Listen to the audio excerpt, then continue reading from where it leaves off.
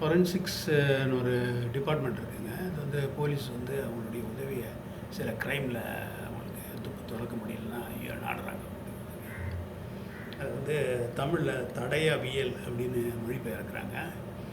அவங்க வந்து எப்படி இந்த ஒரு கட்ட நிகழ்ச்சி நடந்தாலோ, ஒரு திருட்டு நடந்தாலோ, ஒரு கட்ட நிகழ்ச்சி நடந்தாலோ, நம்ம வீட்டில் அவங்க வந்து அந்த எக்ஸ்பர்ட்ஸ் வந்து நம்ம வீட்டில் சில தடயங்களை எடுத்துகிட்டு போகிறத நீங்கள் பார்த்துருப்பீங்க. சில உபகரணங்கள்லாம் வச்சுருப்பாங்க.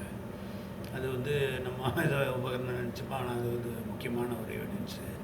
அவங்க வந்து கோர்ட்லேயோ போலீஸ் டிபார்ட்மெண்ட்டுக்கோ கொடுக்குற அந்த ரிப்போர்ட்டை வச்சு தான் அந்த கோர்ட்லேயே தீர்ப்பு சொல்லுது ஒரு மனுஷன் குற்றவாளியா இல்லையான்னு வந்து அது இது வந்து எதுலலாம் வச்சு அவங்க வந்து இது பண்ணுறாங்கன்னு கேட்டிங்கன்னா, அவங்க அந்த தடயங்களை கலெக்ட் பண்ணுறாங்கன்னா அது வேர்வை, தோல், மியூக்கஸ்ஸு, ரத்தம், செமனு, இயர் வேக்ஸு, காதுக்கு இது சைடில் இருக்கீங்களா இவ்வளோ வந்து சலைவா, எச்சில், இந்த மாதிரி முதலான இதிலேருந்து இது பண்ணுறாங்க.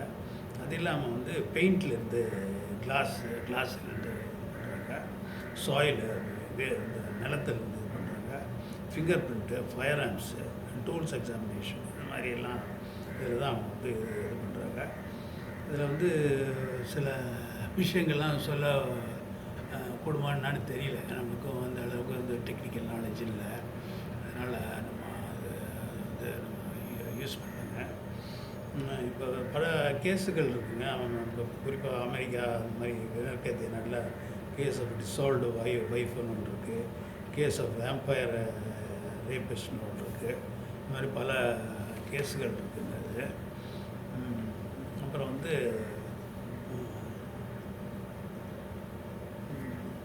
பல கேஸுகள் வந்து ரொம்ப கஷ்டமாக இருந்திருக்கு. ஒரு இதில் வந்துங்க ஒரு அம்மா அவங்கள ஃப்ரீ ஸ்பிரிட் அப்படின்னு கூப்பிட்ருக்காங்க. ஒரு வேளை அவங்க வந்து அவங்களுடைய நடவடிக்கை அவங்களுக்கு பிடிக்காமல் இருக்காங்க. பல பேர் பல மாதிரி இருப்பாங்க இல்லைங்களா. ஒரு சைக்கோ அது மாதிரி இருந்திருப்பாங்க நினைக்கிறேன்.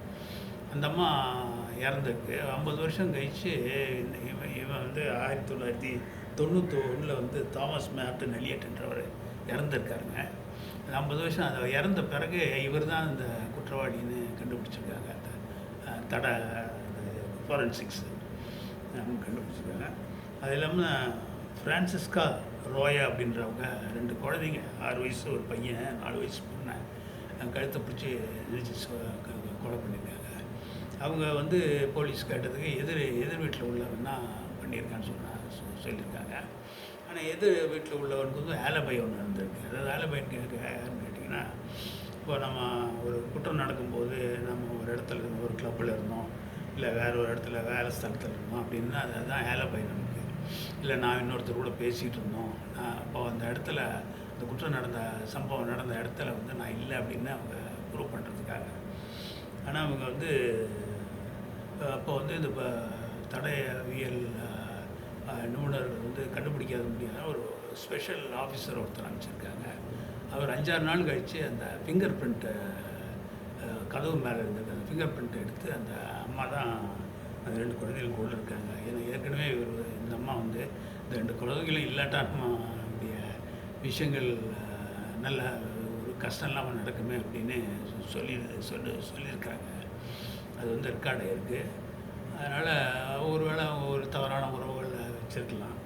ஸோ அந்த மாதிரி பார்த்திங்கன்னா அந்த ஒரு அதிசயம் என்னன்னு கேட்டிங்கன்னா, அந்த டிஎன்ஏ வந்து 2 பேருக்கு ஒன்றா இருக்கிறது இல்லை. ரத்தமோ இல்லை கைரேகையோ இந்த மாதிரி ஒரு மனுஷனுக்கு உள்ளது இன்னொரு மனுஷனுக்கு இல்லை. அதனால தான் அவ்வளோ சீக்கிரமாக நம்ம வந்து இந்த குற்றங்களை அவ்வளோ சீக்கிரமாக இல்லை, அவ்வளோ இப்போலாம் ரொம்ப இதுவாக கண்டுபிடிக்க முடியுது. முடியிலேருந்து கூட இப்போது கண்டுபிடிக்கிறாங்க. நீங்கள் அந்த டிஸ்கவரி இன்வெஸ்டிகேஷன் அப்படின்னு ஒன்று இருக்குது. இப்போ வந்து அதை இந்த சில இந்த டிடெக்டிவ் சொல்கிறது வந்து அதில் வந்து இப்போது அதை வந்து இது பண்ணிடுறாங்க.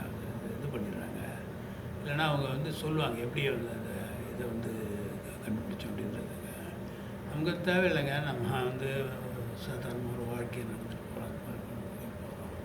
சென்சிட்டிவான டிபார்ட்மெண்ட் அது வந்து. ஆனால் ரொம்ப முக்கியமான ஒரு டிபார்ட்மெண்ட். அதுக்கு ஒரு குற்றவாளியை பிடிக்கிறது ரொம்ப முக்கியமான ஒரு டிபார்ட்மெண்ட்டாக இருக்குது. நன்றிங்க.